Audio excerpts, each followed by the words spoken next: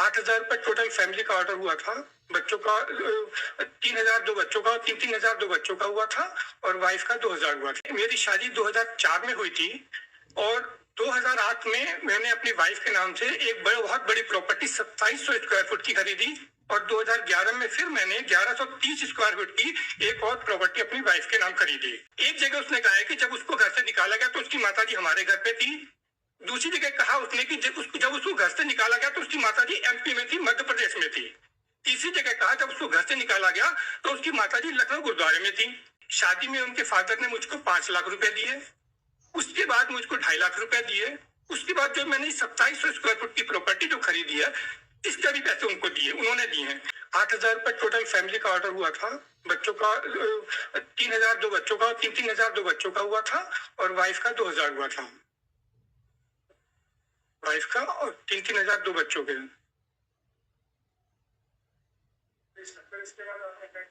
फिर रिवीजन में कहते हैं मुझे कोई रिलीफ नहीं मिला। उसके बाद मैंने यहाँ पर अपना इसको ये पिटीशन पेश की है। ग्राउंड माइलर मेरी शादी 2004 में हुई थी और 2008 में मैंने अपनी वाइफ के नाम से एक बहुत बड़ी प्रॉपर्टी 2700 स्क्वायर फुट की खरीदी और 2011 में फिर मैंने 1130 स्क्वायर फुट की एक और प्रॉपर्टी अपनी वाइफ के नाम खरीदी। 2013 में वो, हाँ जी, 2008 में। उसके बाद 2011 में 1130 वर्ग फुट की एक प्रॉपर्टी और उनके नाम खरीदी। 2013 में वो जो 1130 वाली जो प्रॉपर्टी थी उसको बेच के मायके चली गई।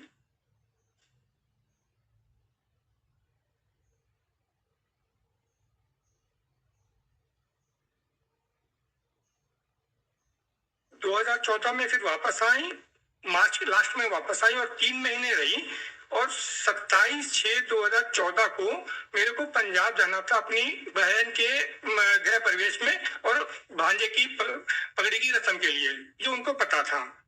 तो उन्होंने अपनी माता जी को 23/6/2014 को लखनऊ बुला लिया और जो 2700 वर्ग फुट की जो प्रॉपर्टी थी उसको भी वो बेचने की कोशिश करने लगी, जिसकी मैंने कंप्लेन करी थी। और 27 को मेरे जाने के बाद 27 की शाम को ही घर से जो मेरी प्रॉपर्टी थी जिसके बयान के पैसे मिले थे उसके 50,000 रुपए घर पे रखे थे, वो लेके अपनी माताजी के साथ चली गई। मेरी एक प्रॉपर्टी थी, मेरे नाम की थी, वो उसके मेरे बयान के पैसे मिले थे मेरे को, तो वो पैसे घर पे रखे हुए थे। हाँ, उसमें से 50,000 रुपए वो घर पे पड़े हुए थे, तो वो लेके वो चली गई और माताजी के साथ चली गई और उसके बाद वहां जाकर मेरे ऊपर मुकदमे कर दिए।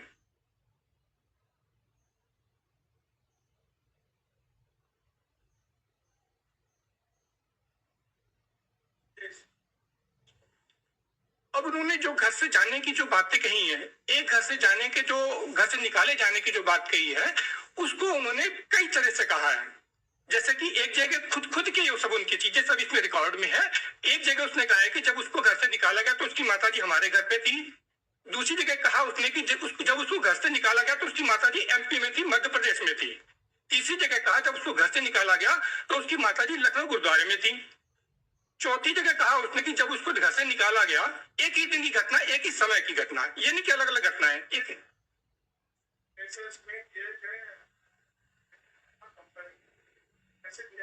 ये 125 में ही है और वो डीवी में कहा गया है। डीवी और 125 दो मुकदमे हैं, तो डीवी एक 125 में ही उन्होंने, हाँ 125 में, एक सेकंड, हाँ 125 है ये, annexure number 23, page number 157, para number 6। इसमें है, वो कह रही है, ऐसा कहते हुए जून 2014 में ही आवेदक क्रमांक 1 को, हाँ जी, ये annexure number 23, page number 57, para number 6, हाँ सॉरी 157।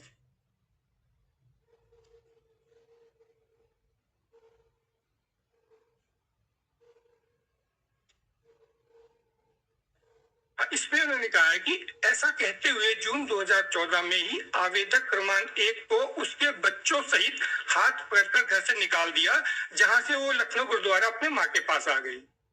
यानी कि इस टाइम ये उसकी माता जी गुरुद्वारे में थी। और उसी में जो है इसमें अपना जो उनका मुख्य परीक्षण है 125 का, annexure number 37, page number 224, para number 2।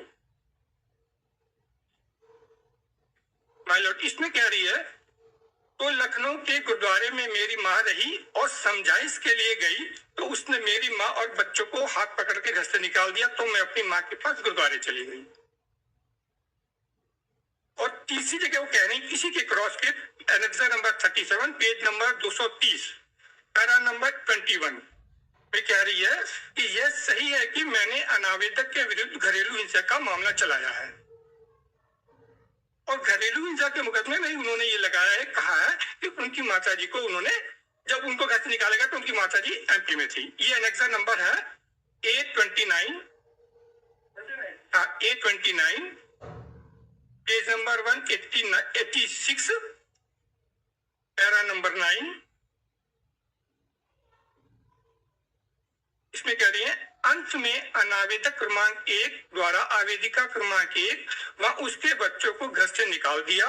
मजबूरी में आवेदिका क्रमांक 1 द्वारा अपने परिजनों को फोन पर सूचित किया, तब आवेदिका क्रमांक 1 की माताजी अपने परिचितों को लेकर 23/6/2014 को लखनऊ आई। यहाँ पे कह रही कि जब उनको निकाला गया तो उनकी माताजी एमपी में थी। वही इसमें याद है, परिजनों को फोन पे चोटिया तब उनकी माताजी थे। सॉरी, ठीक है, हाँ जी। मतलब इसमें लिखा 23/6 को लखनऊ आई, इस मतलब वो लखनऊ में नहीं थी। हाँ, अच्छा अच्छा जी, ठीक है, सॉरी सर, हाँ जी। अच्छा, इसी के आगे इन्होंने जो है एक एनेक्सर नंबर 29 है, उसका पेज नंबर है 195।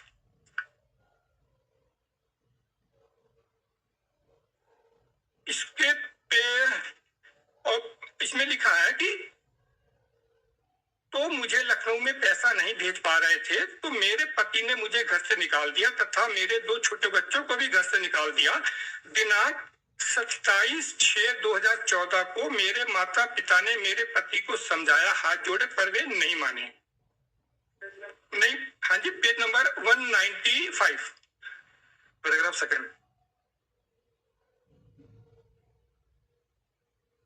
तथा मेरे 2 छोटे बच्चों को भी घर से निकाल दिया। दिनांक 27/6/2014 को मेरे माता पिता ने मेरे पति को समझाया, हाथ जोड़े पर वे नहीं माने। 195।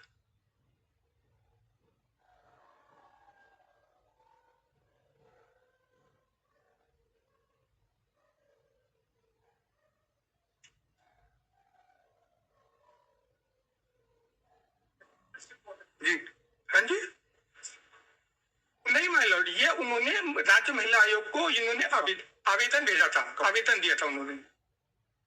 इसमें कह रही है कि तो दिनांक 27/6/2014 को मेरे माता पिता ने मेरे पति को समझाया, हाथ जोड़े पर वे नहीं माने। यहाँ पर पिताजी की भी एंट्री हो गई है और क्रॉस में स्वयं वो स्वयं कह रहे हैं कि जून 2014 में उनके पिताजी लखनऊ आए ही नहीं थे। जब उनके जून 2014 में उनके पिताजी आए ही नहीं। हाँ, क्रॉस एक सेकंड बता, हाँ जी, annexure number 37, page number 230, para number 21 my Lord.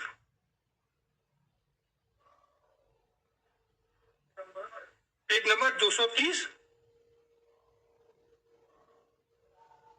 Para number 21 my Lord.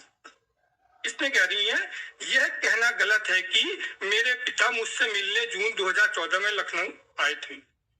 जब 2014 में आए नहीं थे तो उनके माता पिता ने मेरे आगे हाथ पर कैसे जोड़े माय लॉर्ड?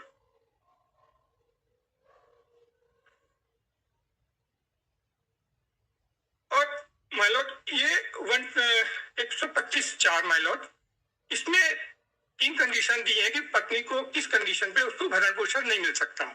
मैं माय लॉर्ड, मैं यहाँ पे बच्चों के भरण पोषण के लिए कहीं पर भी नहीं कह रहा हूँ मैं उनका नहीं दूंगा। इसमें कहा गया है कि अगर वो कहीं अडल्ट्री में रह रही तो उसको नहीं मिलेगा, या वो हम दोनों सहमति से अलग रह रहे हैं तो नहीं मिलेगा, या यदि वो पर्याप्त कारण के बिना अपने पति के साथ रहने से इनकार करती है तो उसको नहीं मिलेगा।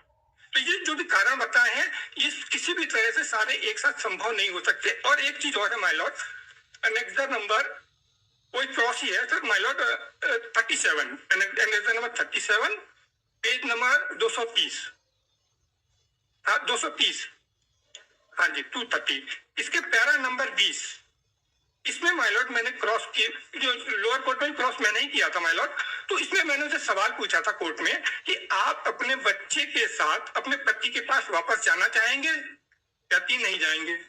फिर मैंने दूसरा सवाल किया, यदि आपके पति आपके पास मायके में आकर आपके पास साथ रहे तो क्या आप मायके में उनके साथ रहेंगी? तब भी कहती नहीं रहेंगे। ना वो मेरे साथ मेरे अपने मायके में रहना चाहती, ना वो मेरे साथ मेरे ससुराल में रहना, अपने ससुराल में रहना चाहती, और झूठे एलिगेशन सारे लगाए हैं।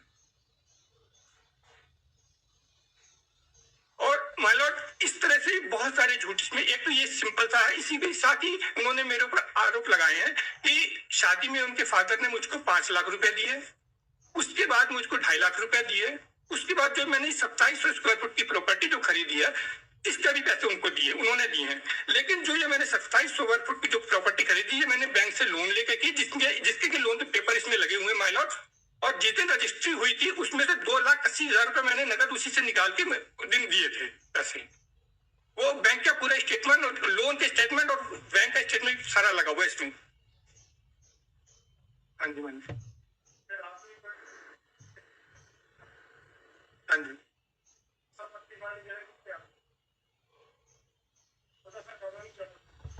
मालक, दिल्ली हाई कोर्ट का एक जजमेंट था जिसमें कहा गया कि अगर पति ने अपनी कमाई से, अगर वाइफ हाउस वाइफ है,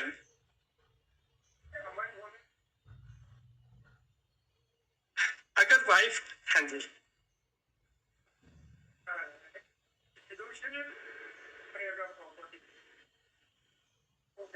हाँ जी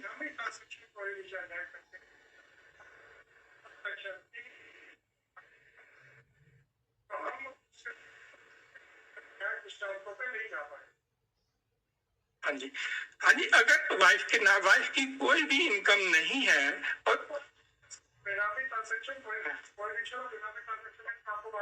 हाँ जी हाँ जी, नहीं नहीं, अच्छा ठीक है माय लॉर्ड, अच्छा एक चीज और, एक रिक्वेस्ट और है माय लॉर्ड, लास्ट ईयर मेरी वाइफ की डेथ हो चुकी है सर, एक रिक्वेस्ट, पूरी बात तो सुन लीजिए मेरे में, प्लीज मेरी बात सुनिए। इसमें जो पूरा जो मुकदमा है, इसमें माय लॉर्ड इतने झूठ बोले गए, इतने झूठ बोले, प्लीज प्लीज प्लीज एक रिक्वेस्ट है, नहीं प्लीज सर मेरी रिक्वेस्ट सुन सुनिए। आपको क्या पॉजिटिव ऑब्जर्वेशन देगा, देखिए उचित है कि नहीं मैं नहीं जानता, परंतु कानूनी रूप से मृत व्यक्ति के पक्ष में लाभ के खिलाफ आदेश हो सकता। ठीक है, पक्ष में जो आदेश है उससे आपको तकलीफ नहीं है? बिल्कुल नहीं है, हम हाँ जी हाँ जी नहीं माय लॉर्ड, मेरी प्री एक रिक्वेस्ट है, मेरी बात सुन ली जाए। हम ये कह रहे हैं कि मेरे को इतने सारे झूठ होने के बाद भी मेरे को लोअर कोर्ट ने दोषी तैयार कर दिया, और उसके बाद एक भी रुपया मुझको दिया नहीं गया, और मुझ पे इतने बड़े बड़े एलिगेशन लगाए गए। इसका जवाब मैं दे सकता हूँ। नहीं एक मिनट बात,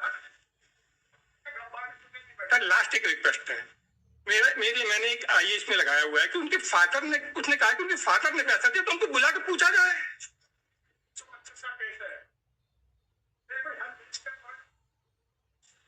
सर मेरे को मैं दोष मुक्त कैसे होऊंगा सर? मैं आपसे बस ये मजाक वाला प्रश्न,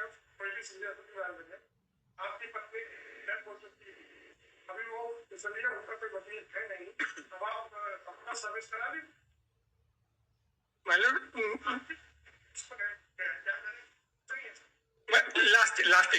लास्ट माय लॉर्ड, मेरे को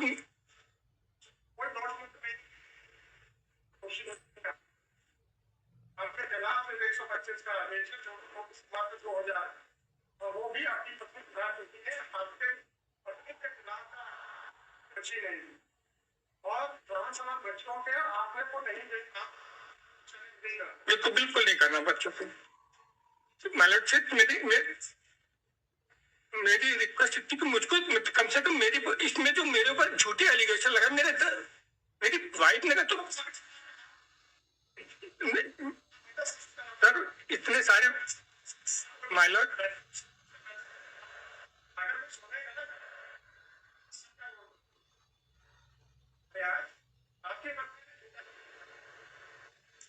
सारे सारे सबूत है सर, वो नहीं आ रही है तो जो सब नहीं नहीं, एक सेकंड, अगर आप इस रिकॉर्ड को देख लीजिए और उसके हिसाब से ऑर्डर पास कर दीजिए माय लॉर्ड।